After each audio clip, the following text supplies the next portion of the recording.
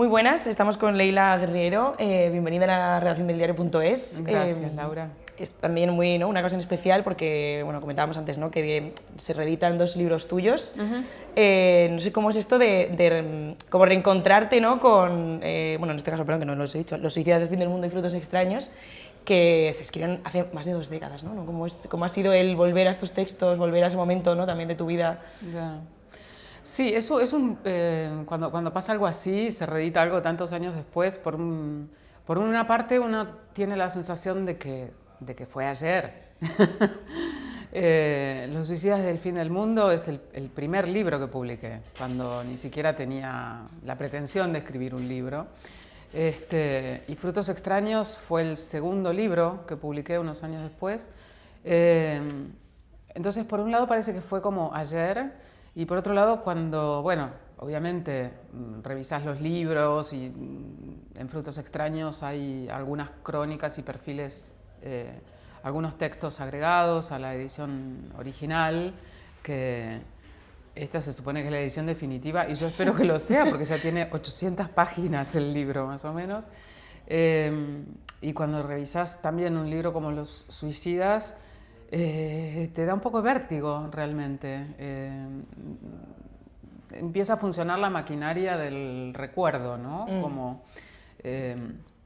cuando releí Los suicidas, me asombró una cosa que nunca volví a hacer, y es que es el único libro con capítulos que escribí. Nunca más volví a utilizar capítulos en un libro. Y realmente me había olvidado que había hecho eso.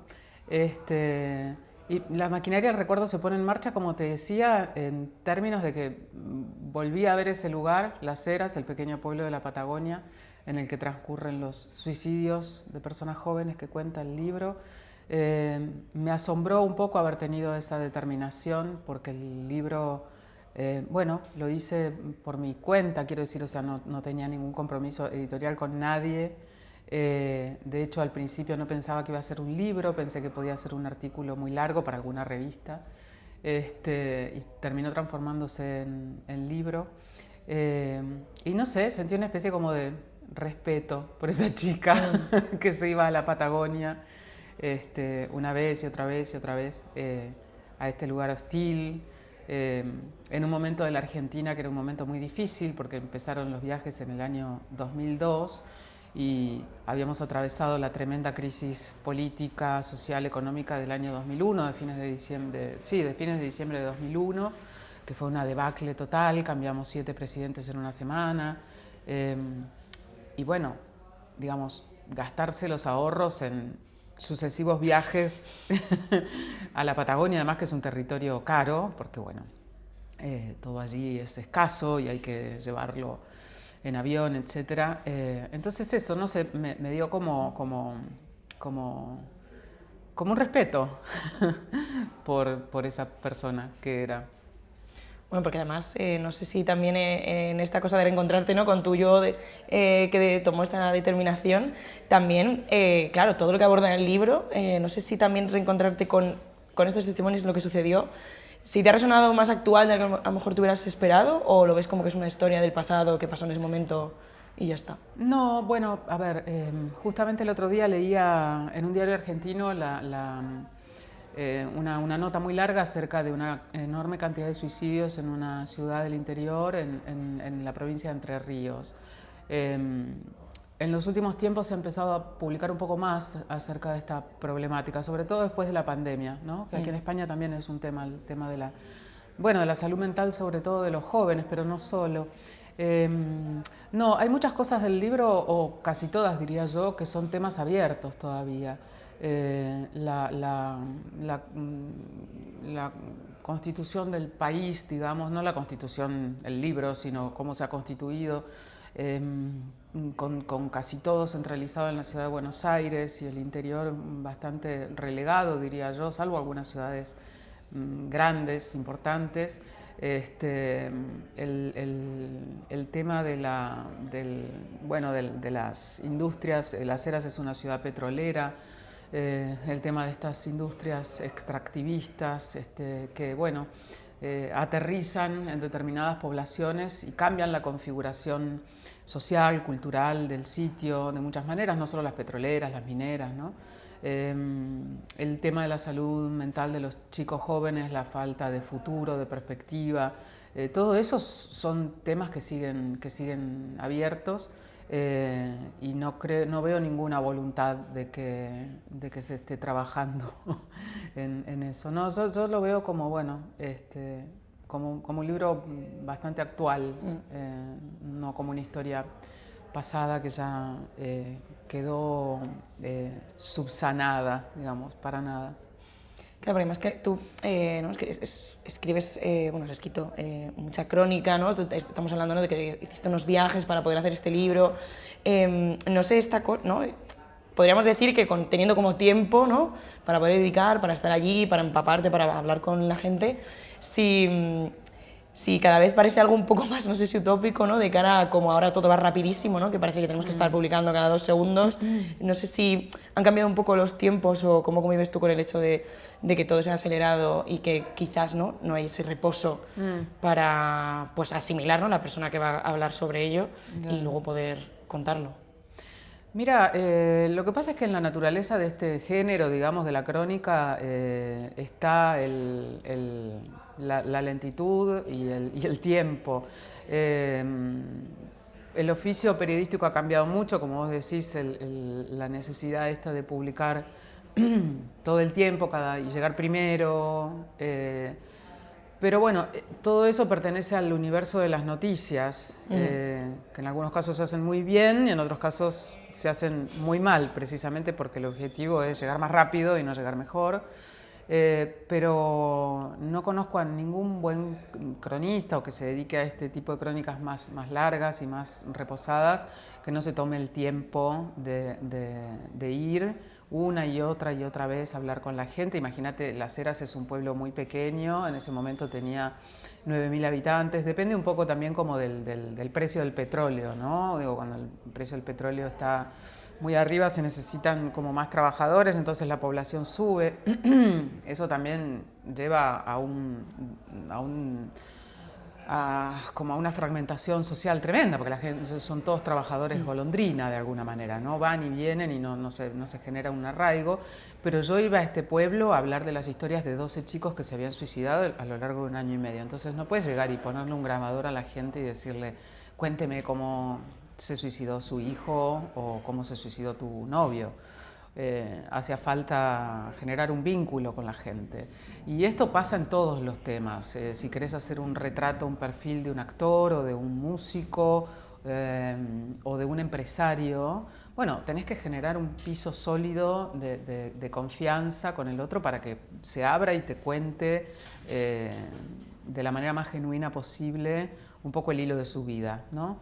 Entonces, la crónica es algo que va un poco como en contra no en contra en términos de que no quiera que exista, pero es como lo contrario de las noticias.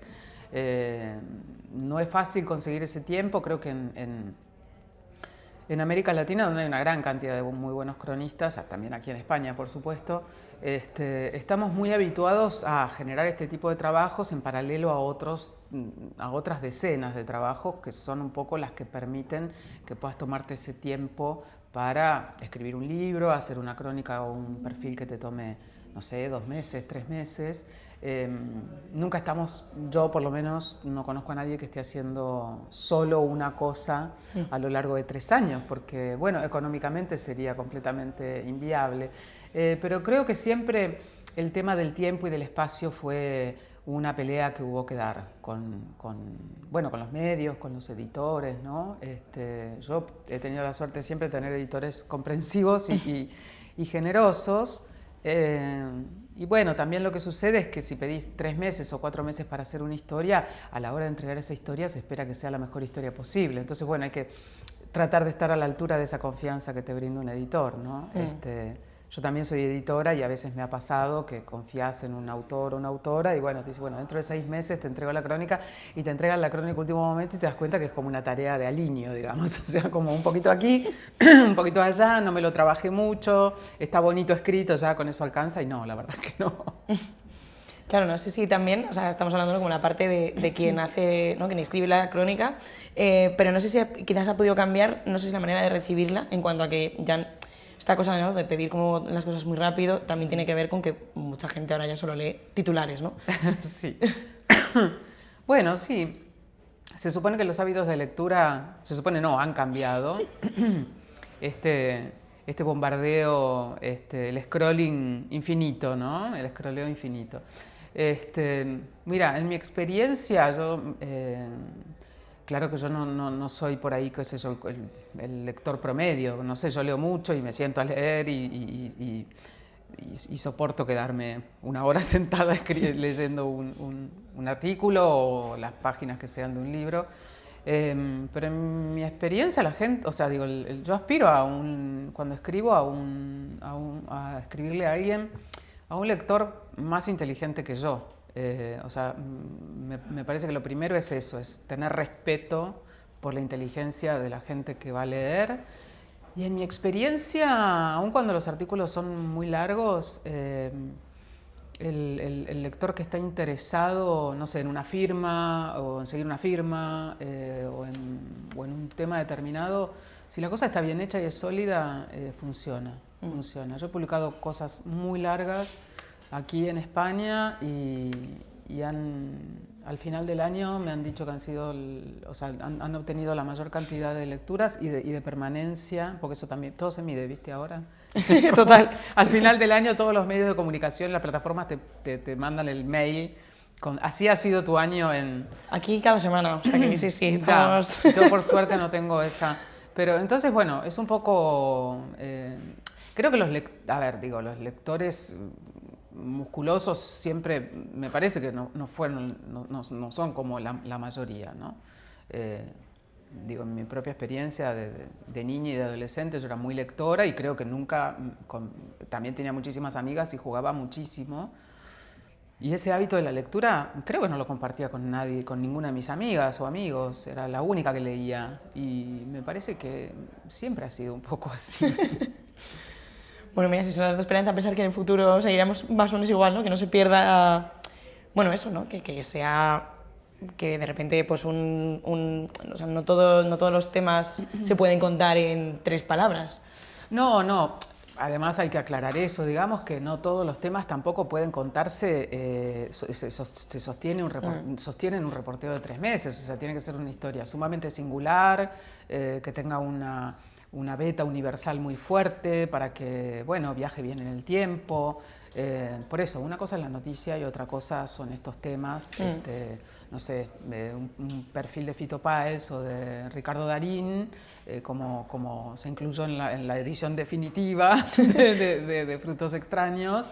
Digo, eso siempre interesa, porque son grandes músicos, grandes actores, quizás una personalidad con menos singularidad no sostiene un texto ni tan largo ni tan reporteado.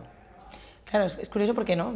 Viendo tu trayectoria, como que no es que seas una empresa especializada solamente en un tema, ¿no? Como que ha habido algo muy amplio, no sé un poco qué es lo que te ha ido llevando a elegir qué historia sí, qué persona sí y cuál, ¿no?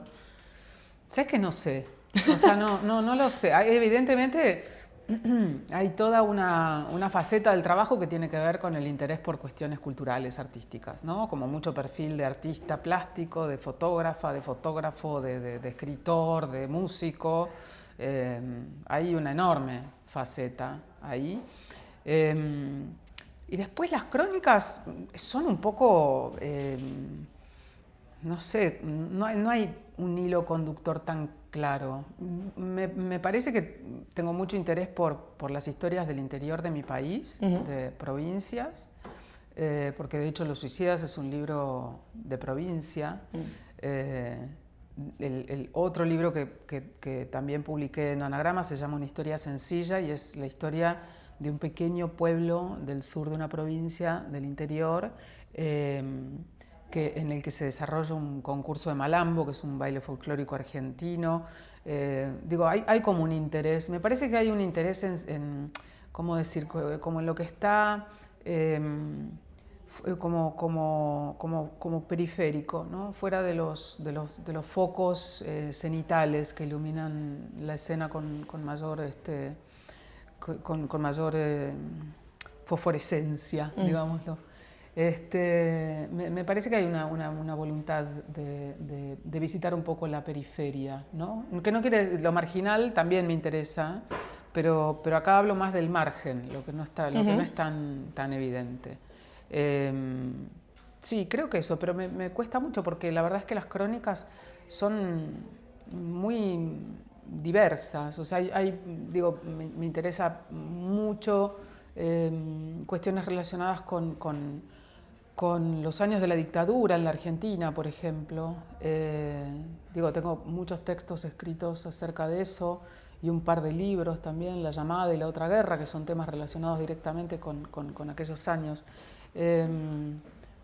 Pero siempre pensé que no es interesante especializarse en algo.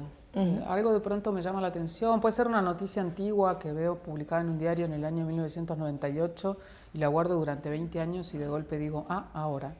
Sí.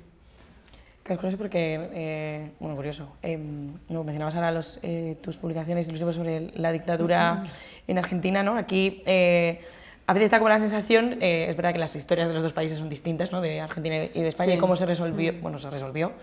¿Se resolvió? ¿Se resolvió? Claro, no sé si también ha pasado a ti que aquí en España hay como esta cosa de que parece que todo el mundo habla, pero que ya se ha contado todo, porque en realidad hay muchas cosas que no, que la gente lo recibe de una manera o de otra. ¿Qué pasa con esa convivencia de tanto a nivel, ¿no? de la persona que lo lee, que lo recibe, como incluso, ¿no? ¿Sabes? En tu casa decir, no, yo quiero hablar de esto y me voy a meter hasta el fondo, ¿no? para contar, bueno, ya no solo un artículo, sino un libro. Un libro. Mira, yo creo que ahí, por supuesto que se ha escrito mucho y muy bien en ocasiones en ambos países, ¿no? sobre esos años oscuros.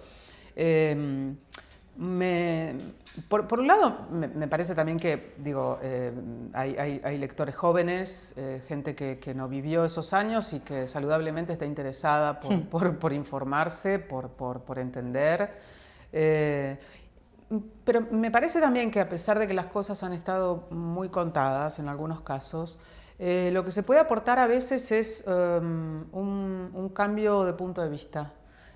Contar una historia X relacionada con aquellos años, pero que o sea, más compleja, que intervenga de alguna manera en esa conversación literaria, si querés, aportando algo distinto, algo nuevo, no solo desde lo formal, sino desde el contenido, ¿no? Miradas nuevas, miradas más incómodas a lo mejor. Entonces, digamos, uno no lo hace con la intención de intervenir en la conversación pública, porque esa sería una cosa, bueno, no sé, qué sé yo, demasiado pretenciosa. A mí, por lo menos, yo no escribo para eso, para modificar las cosas, pero a veces sí me interesa contar determinadas historias que parecen muy repasadas y cuando llegas a esas historias te das cuenta que hay un enorme caudal de cosas que no se han dicho en voz alta por lo menos, que no se han pensado, voces silenciadas, gente que nunca habló y que por algún motivo decide hablar, ¿no? Eso a mí me interesa, sí. ¿Y cómo llevas o gestionas la parte de, claro, al final cuando tu texto no va a depender del relato de otras personas, claro, al final cada uno hemos podido vivir un mismo conflicto o una misma situación y cada persona lo vive de manera distinta, ¿no? O sea, como que hay una parte que tiene que ver con cómo cada uno lo recuerda o cómo cada uno lo vivió. No sé cómo haces para, ¿sabes? Vale, esto es como con lo que tengo, mis ingredientes, ¿no? Con los que tengo que jugar. Para ser capaz, ¿no? Como de mezclarlo y que tenga, sabiendo, ¿no? Que hay como quizás esa subjetividad que no es tanto, pues, yo que sé, una cifra de personas fallecidas, me lo invento, por ejemplo. Mira, en la naturaleza de este tipo de textos está la multiplicidad de voces. Entonces ahí cuando hay multiplicidad de voces empiezan a aparecer, es necesario que haya multiplicidad de voces. Cuando haces un perfil o cuando haces una historia, una crónica, digamos, sobre cuando haces un perfil de Fito Páez y cuando haces la crónica de Las Heras. Siempre es necesario para contrastar recuerdos, para no basarte solamente en, bueno, en la memoria de una sola persona, que como todos sabemos, la memoria es una cosa muy poco fiable, incluso a veces no necesariamente de una manera voluntaria. Uno empieza, en algún momento cambias una parte del relato y lo empezás a contar de esa manera y después te autoconvences de que fue así y no fue así. Y es interesante cuando empiezan a aparecer esas voces un poco contradictorias o con otros puntos de vista, y es cuando empiezan los verdaderos problemas y los verdaderos... bueno, sí, qué sé yo, es la parte más interesante del trabajo.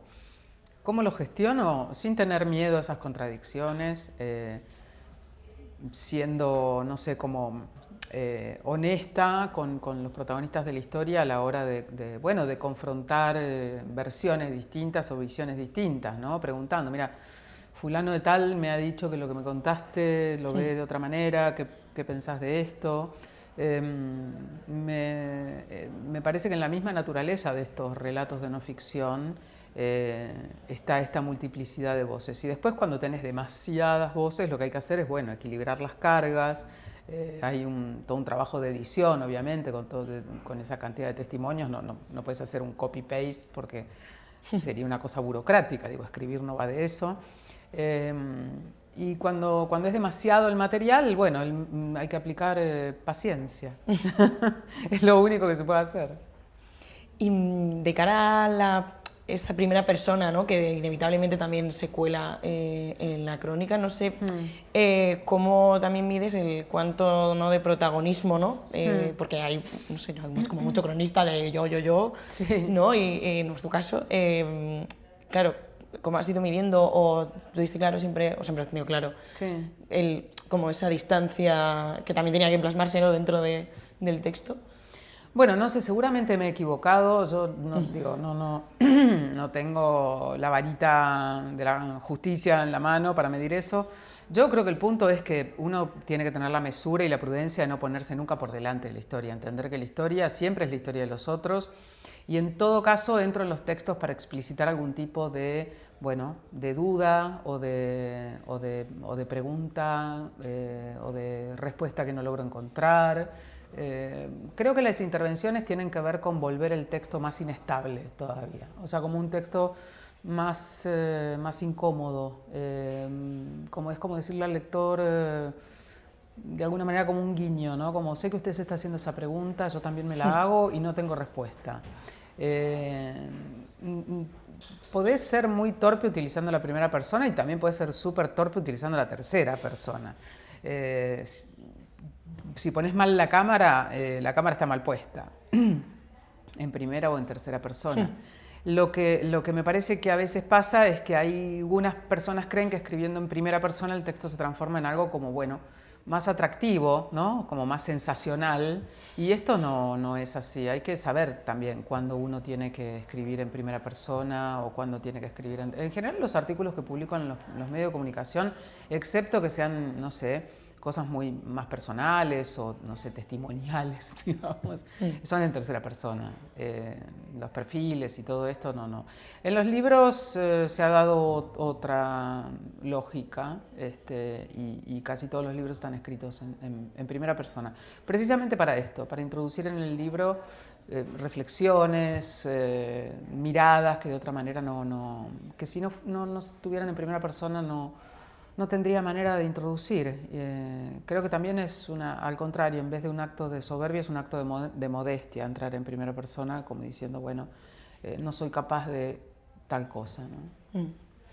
Y claro, quería preguntar también un poco por tu país, pero es verdad que antes mirándolo, no sé, como que ya nos hemos acostumbrado, ¿no?, a que Milei esté gobernando, pues que lleva desde 2023, o sea, que han pasado, casi 3 años.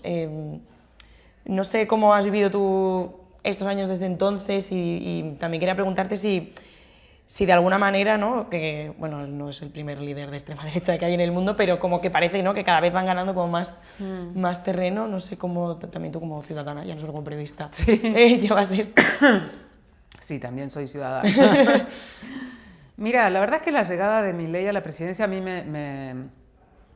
bueno, me sorprendió mucho, me sorprendió mucho. Yo escribí un texto muy largo para una revista de Brasil, que de hecho está en la nueva edición de Frutos Extraños, siguiendo la campaña de Milei hasta el día de las elecciones definitivas. La verdad es que la Argentina no parecía un país en el que Milei con estas ideas, digamos, pudiera ganar.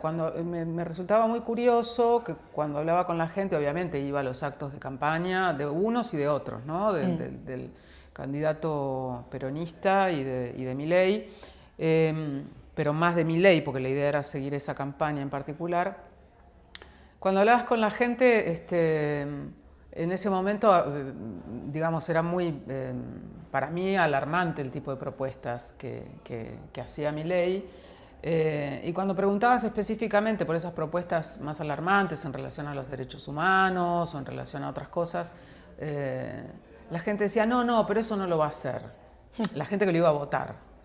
Entonces, era un poco raro como votar a alguien pensando que no iba a hacer lo que decía que iba a hacer. ¿Cuál era el motivo por el que esta gente estaba votando a Milei? Creo que hubo algo un poco como negacionista en los que miraron el fenómeno Milei como algo que, bueno, no, es como una especie de cosa pasajera.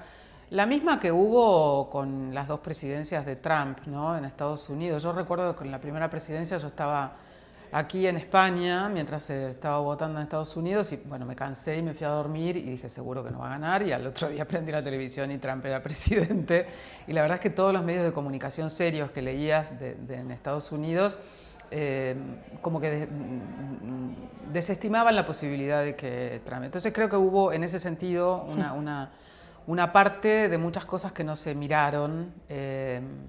De todas maneras iban a ganar igual, digo, pero me parece que ahí falló una mirada del periodismo.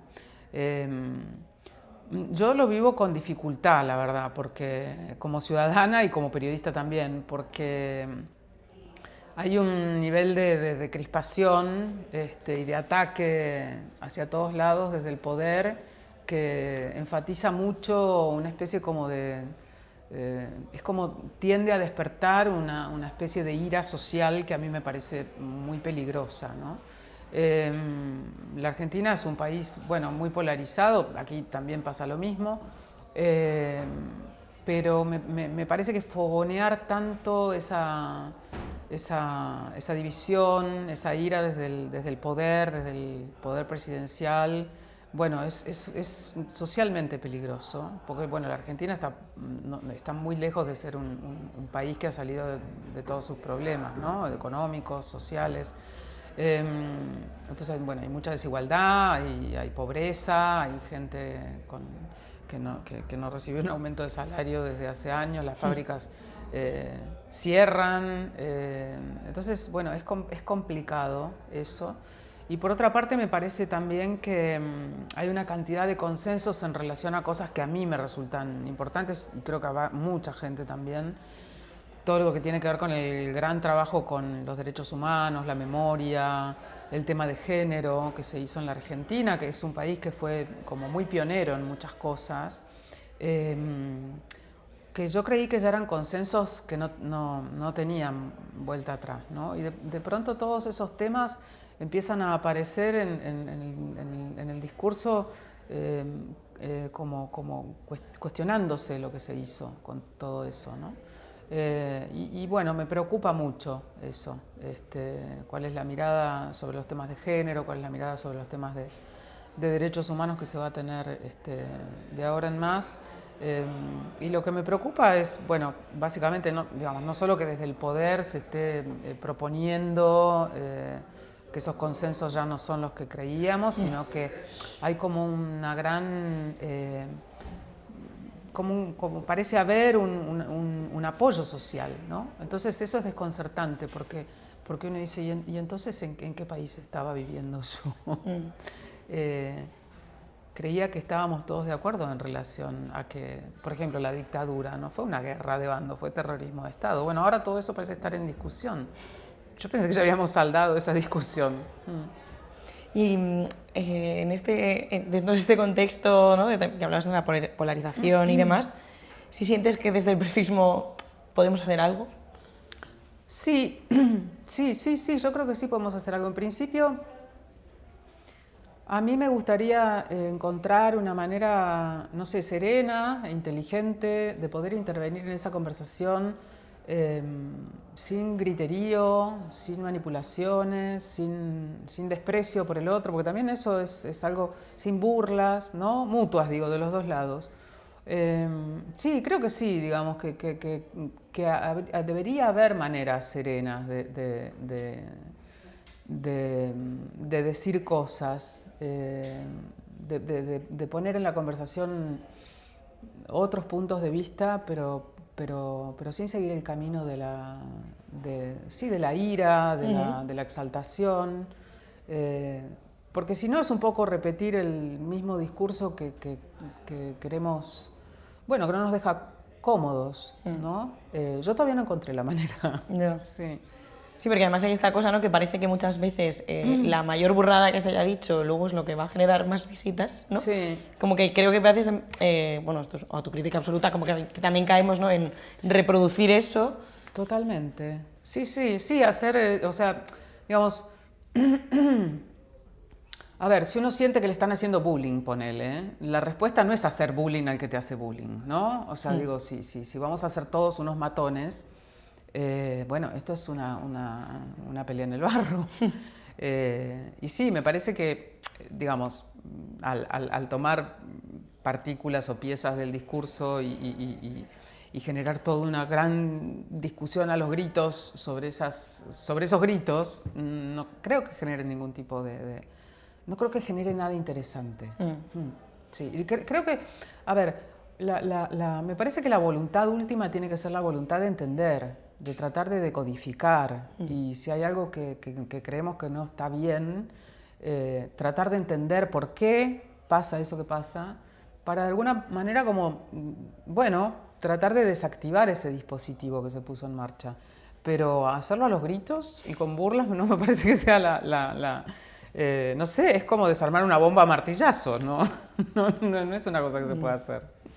Que también en la parte que tiene que ver con, ¿no? Que se ha hecho también mucho perfil, de analizar, ¿no? Un poco, bueno, está pensando más en los líderes políticos, ¿no? Pues desde Milei, un Trump, un Ayuso, como que no sé si el hecho de que parece, ¿no? Que cada vez está como más estudiado, incluso cómo ellos tienen que actuar, sí es como más complicado poder llegar a decir, bueno, es que estas personas en realidad son de esta manera, y no tanto el personaje, ¿sabes? Y si ahora es más complicado hacer el ejercicio de rascar para poder hablar de la persona que hay detrás de ellos y quizás entender, ¿no?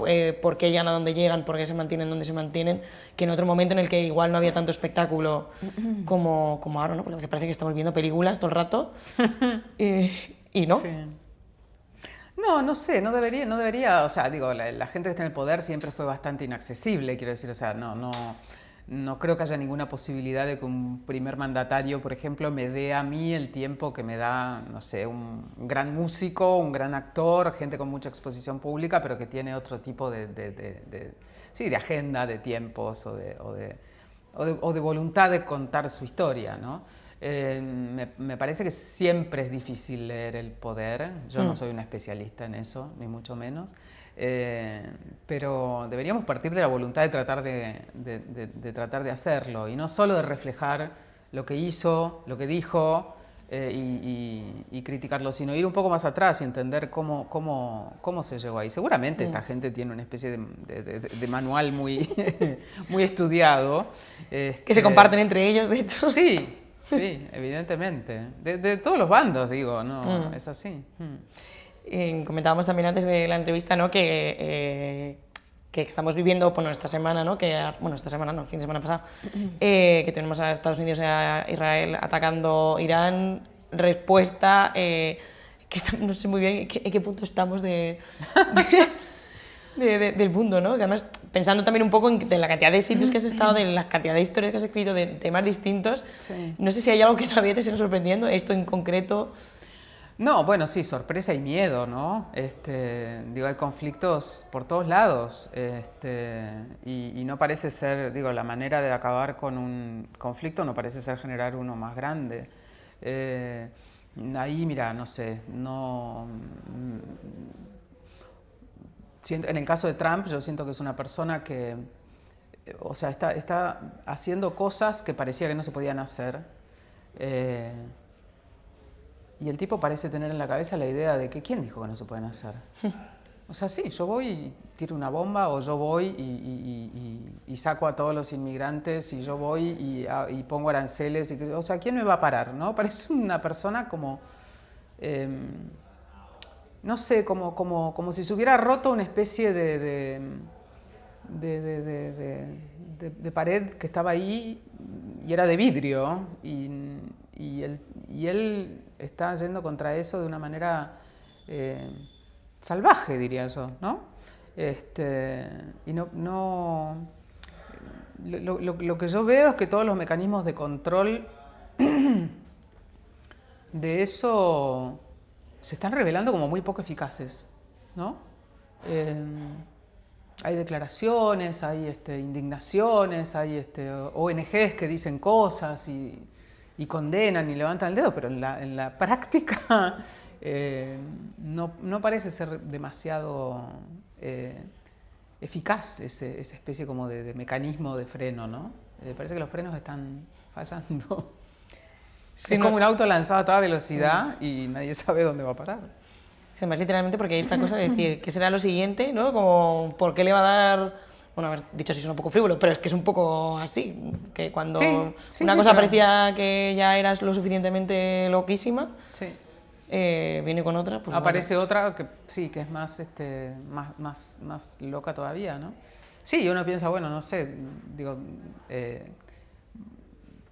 después de lo de Venezuela se Bueno. empezó a hacer claro, yo, o sea, me quedé como muy sorprendida, ¿no? Con esta cosa de que va alguien y se lleva digo, a mí el régimen de Maduro no me gustaba, no me gusta, pero bueno, o sea, secuestrar ya es como la extracción, dicen ellos, ¿no? ¿A quién más va a extraer este hombre? ¿No? Sí, ¿y cuánto de fácil es extraer a... O sea, que no es extraer a mí, ¿sabes? Que es el presidente No, claro, del país. Claro. Sí, sí. Sí, no, evidentemente es un tipo que... Por otra parte también bueno, tiene todo el poder del mundo y creo que es muy consciente de eso, de que tiene todo el poder del mundo. Que tiene todo el poder del mundo. Es como esos villanos de la Marvel, ¿viste? Totalmente. Es como decís, bueno, Lex Luthor. Sí, sí, sí. Qué Sí. miedo, la verdad. Y, oye, por cerrar, que quiero volver a lo literario, claro, vas a ser jurado de este nuevo premio, ¿no?, que ha creado Sí. AENA. ¿No es un poco cómo te llega a ti exactamente? Porque, bueno, aquí como comparamos, como al final también es 1 millón de euros de premio, ¿no? Parece que es como, sí, el planeta, pero no. No sé si tiene el objetivo también de convertirse en algo así tan noticioso. Un poco, ¿cómo llegas tú ahí y qué también te ha traído a decir, oye, pues venga, vamos con ello? Bueno, como llego ahí digo, me invitan a ser jurado, como me imagino que habrán invitado a todos los demás miembros del jurado, que me parece un jurado de muy buenos colegas, críticos, gente que respeto, que leo, a la que sigo, gente muy seria, digamos. Y a mí eso me deja como muy tranquila. Me parece que la mejor manera como de blindar un premio de alguna manera es blindar el prestigio, quiero decir, ¿no? Pues más allá del monto, digo, está todo el mundo hablando del dinero, pero en verdad acá lo que importa es escoger el que consideremos el mejor libro publicado el año pasado, el 2025, y yo espero que la autora o el autor del libro, o sea, se ponga muy contento con el monto, pero que también, bueno, entienda que es un premio que destaca una labor creativa de una manera muy relevante. Yo creo que, bueno, hablar solamente del monto deja un poco en la sombra todo lo demás, y eso es un poco penoso, ¿no? Y más allá de esta labor como jurado, es un poco también, tú sí que es motivada de decir, no, yo voy a seguir aquí dando caña por la parte periodística, ¿no? Que también entiendo que no sé si habiendo conocido tanto y tanto que está pasando, si incluso a lo mejor en un momento te has podido encantar y decir, bueno, pues ya estaría, ya que lo cuenten otros. No sé en qué punto estás también de tu propia carrera, ¿no? No, o sea, que lo cuenten otros, no, yo quiero seguir contando. No, para mí, o sea, digo, yo hago muchas cosas, actividades, por esto mismo que hablábamos hace un rato, ¿no? O sea, uno no puede estar con un solo tema durante 3 años y decir, eso lo pueden hacer no sé, algunos pocos escogidos y casi todos viven en Estados Unidos. Entonces, no, digo, yo siempre he hecho muchas cosas, pero para mí, digo, edito, doy talleres, participo como jurado en premios y qué sé yo, pero para mí la labor de la escritura es la base de todo. No, espero, digo, el entusiasmo siempre está ahí, las historias están ahí, hay muchísimas historias por contar. Y no creo que a mí se me acabe el entusiasmo, porque el entusiasmo básicamente está sostenido en que me gusta escribir y quiero seguir haciéndolo. Y me parece que siempre voy a encontrar historias para contar. Yo de hecho tengo en mi estudio tengo una pila de recortes de diarios y de revistas, y cada tanto la reviso y es una pila de cosas, de historias que en algún momento me llamaron la atención por algo. Algunas van como cayendo o cambian por el camino y quedan un poco como los medicamentos, ¿viste? Vencidas, ya está esto, ¿no? Pero me encanta revisar eso porque también es un poco la historia de mis intereses, ¿no? Que son un poco inescrutables, como decíamos antes. Voy viendo que, no sé, que en algún punto me interesó algo y digo, qué loco, estos temas a mí ya no, o sea, ya está. Entonces se va al cesto de la basura. Pero siempre hay historias. A mí no me gusta pensar esto como carrera, digamos. No, porque hay algo en la palabra carrera que implica cierta, no sé, como una estrategia o como una planificación. Y la verdad es que no hay una planificación. No hay una planificación de decir, ahora voy a escribir un libro sobre tal cosa porque va a ser un bombazo. O ahora voy a escribir un artículo. Se va dando todo de una manera un poco más impensada, más espontánea. De pronto surgen, no sé, estás pensando en escribir sobre algo y de golpe surge una historia de la nada y decís, es esto, y te vas por ese camino. Así que no lo pienso como una carrera. Espero, qué sé yo, seguir escribiendo siempre. Ole. Pues nada, aquí estamos para leerte. Muchísimas gracias. Bueno, esperemos que el mundo nos permita y no pase nada más. Esperemos. Pero no lo creo, pero bueno. Ya, sí, lo he dicho, pero qué dice. Que nada, que muchísimas gracias por este rato, por toda tu labor. Por y favor. Lo dicho, que sigas mucho. Vos también, Laura. Muchas gracias. Gracias.